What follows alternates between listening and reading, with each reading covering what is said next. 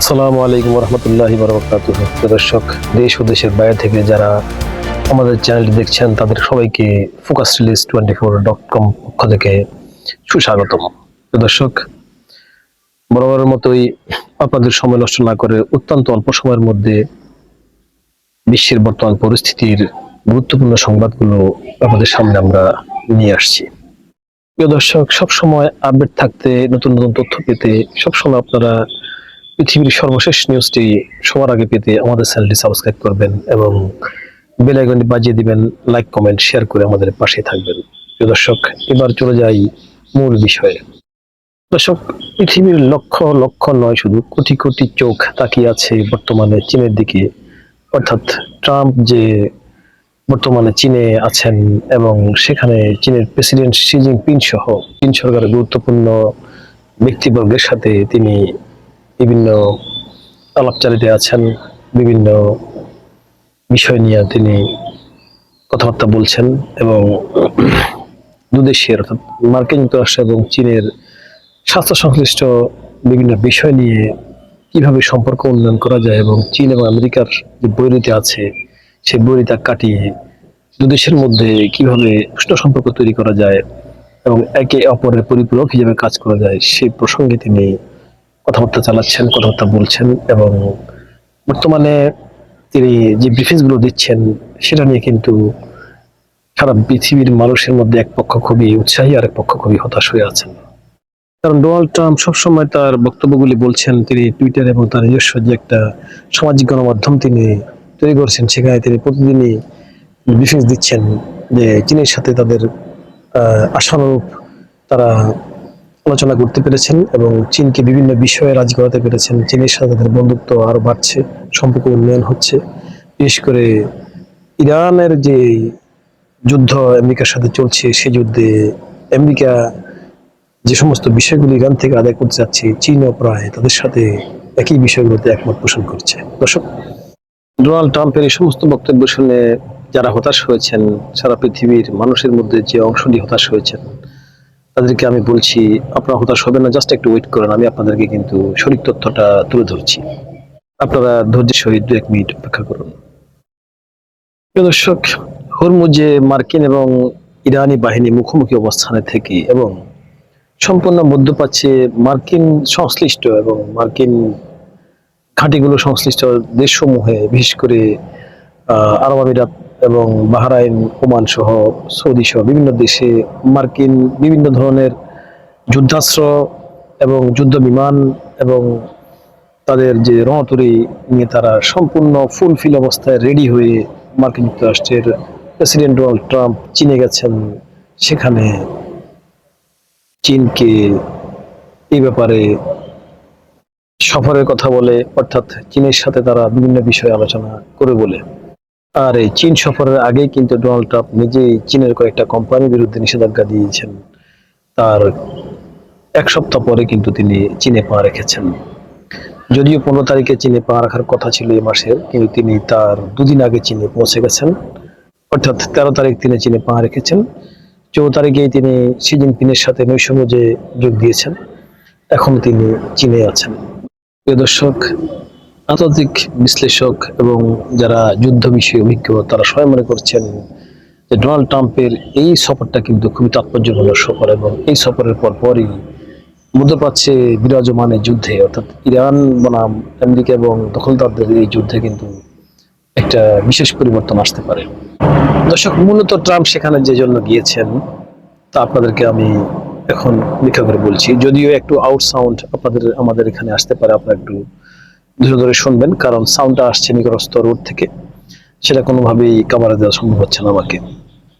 দর্শক, ট্রাম্পের চরিত্র সম্পর্কে, ট্রাম্পের কি পরিমাণ স্টাইল, তার রাজনৈতিক ধরন এবং তার কথাবার্তা এবং তার মূলত তার যে ডিপ্লোম্যাটিক বা ডিপ্লোমেসি ধরনের তার পলিসি, এই সমস্ত বিষয় কিন্তু বিশ্বের বুদ্ধিমান শাসকরা অর্থাৎ বিশ্বের বিভিন্ন দেশের প্রেসিডেন্টরা কিন্তু এই ব্যাপারে তারা অভিজ্ঞতা যথেষ্ট নিয়ে নিয়েছে।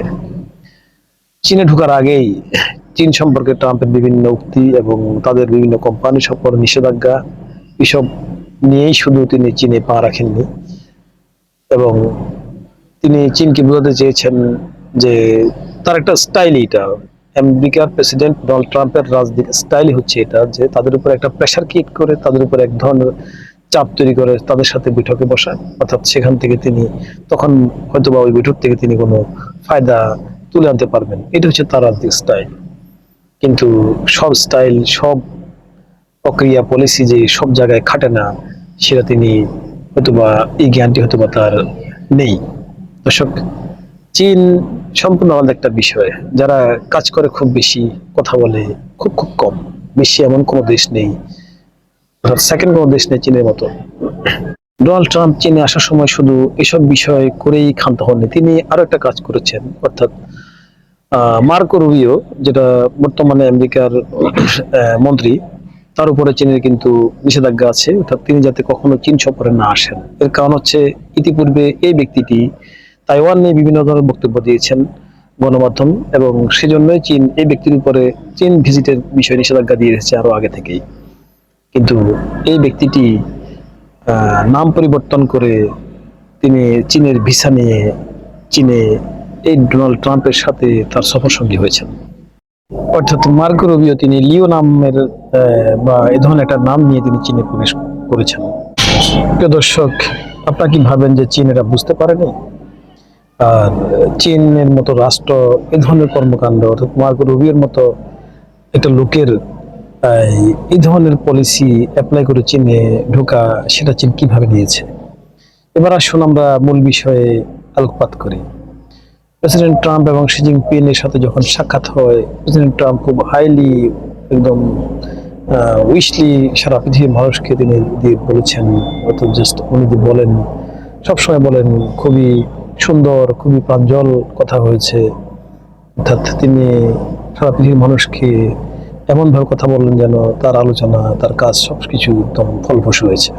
দর্শক, এখানে বলে রাখি, খুব খেয়াল করে শুনুন, শি জিনপিং কিন্তু ট্রাম্পকে এখানে অতিথি হিসেবে তিনি যথেষ্ট আপ্যায়ন করেছেন। পাশাপাশি অতিথিকে যেভাবে অতিথির ভাষায় সতর্ক করতে হয়, ঠিক সে কাজটি কিন্তু শি জিনপিং করেছেন। এখানে অবশ্যই বলে রাখা ভালো যে যোগ্যতার বিচারে এবং রাষ্ট্র পরিচালনার দক্ষতার বিচারে, বিশ্ব নেতৃত্বের বিচারে শি জিনপিং কিন্তু ডোনাল্ড ট্রাম্প থেকে বিভিন্ন বিশেষজ্ঞদের মধ্যে অনেক অনেক বেশি বুদ্ধিমান এবং খুব দক্ষ একজন ব্যক্তি।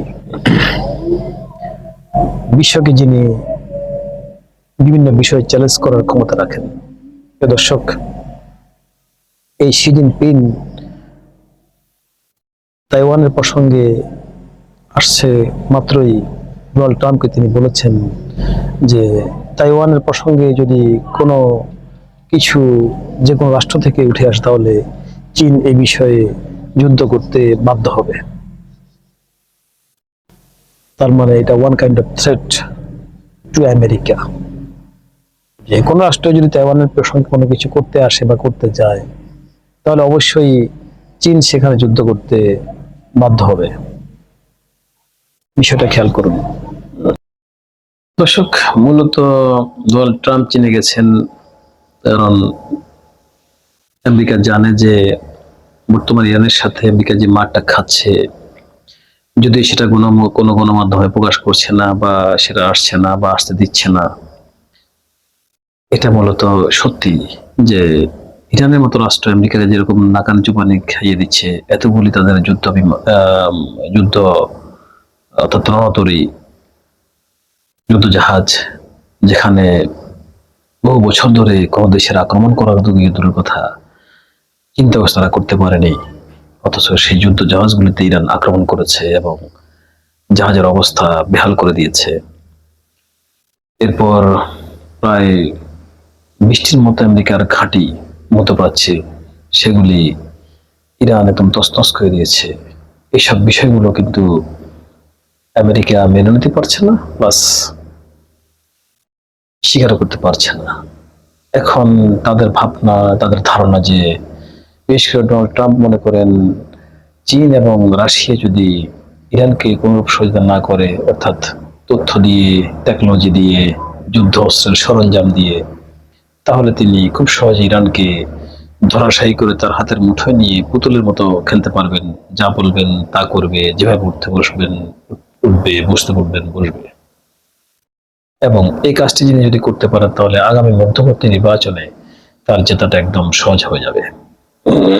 দর্শক, মার্কিনীদের নিরাপত্তার দোহাই দিয়ে এবং সারা পৃথিবী শাসন করার দোহাই দিয়ে মার্কিন যুক্তরাষ্ট্রের প্রেসিডেন্ট ডোনাল্ড ট্রাম্প তার নিজ দেশে যেভাবে তার রাষ্ট্রীয় জনগণকে এবং সরকারের বিভিন্ন পদস্থ কর্মকর্তাকে তিনি যেভাবে ম্যানেজ করছেন, সেই ম্যানেজটা তিনি যদি চীনকে দিয়ে, অর্থাৎ ইরানের সহযোগিতা বন্ধ করান অথবা ইরানকে আরো ধ্বংস করার বিষয়ে চীনের যদি একটু জাস্ট নীরব ভূমিকা করাতে পারেন, তাহলেই ডোনাল্ড ট্রাম্পের কার্যসিদ্ধি হয়ে যায়।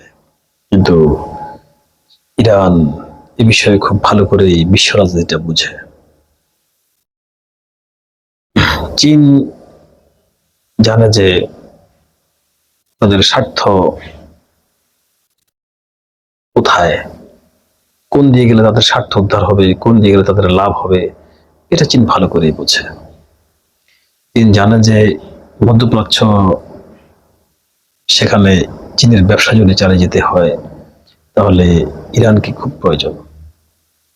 ইরান চীনের সবচেয়ে বড় একজন জ্বালানি উৎপাদনদাতা এবং মধ্যপ্রাচ্যে চীনের যে একটা প্রভাব বিস্তার আছে সেটা ইরানকে নিয়েই।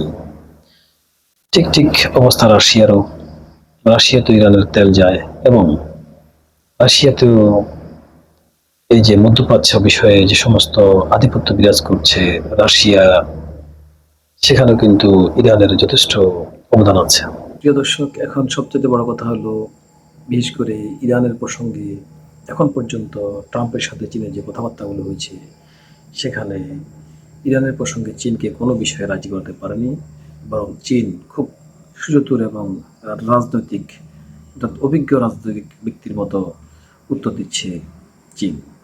চীন বলছে ইরানের নিজস্ব স্বাধীনতা সার্বভৌমত্ব আছে, সেটাকে অবশ্যই শ্রদ্ধা দেখিয়ে ইরানকে যতটুকু পারা যায়। চীনের প্রেসিডেন্ট শি জিনপিং সরাসরি বলে দিয়েছেন যে আসলে ইরানকে চাপ দিয়ে বা ইরানকে ধমক দিয়ে তারা কিছু করতে পারবে না এবং সে চেষ্টা চীন জীবনেও করবে না।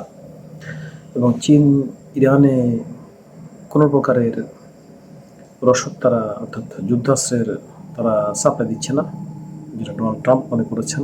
এবং তিনি এই বিষয়ে যে কথা বলেছেন তার উত্তরে চীনের পক্ষ থেকে বলা হয়েছে যে তারা কোনো প্রকারের সামরিক সরঞ্জাম ইরানকে তারা সাপ্লাই দিচ্ছে না এবং ইরান তাদের স্বাধীনতা সার্বভৌমত্ব রক্ষার জন্য যে সমস্ত কাজগুলি করা প্রয়োজন সেটা করাতে চীন বাধা দেওয়ার এখতিয়ার রাখে না। তবে ইরানকে সম্মান জানিয়ে এবং ইরানকে বহুত্বপূর্ণ পরিস্থিতি অবস্থানে থেকে রেখে যতটুকু অনুরোধ করা যায় হয়তো বা তারা করতে পারবে। দর্শক, এখন পর্যন্ত এতটুকুই।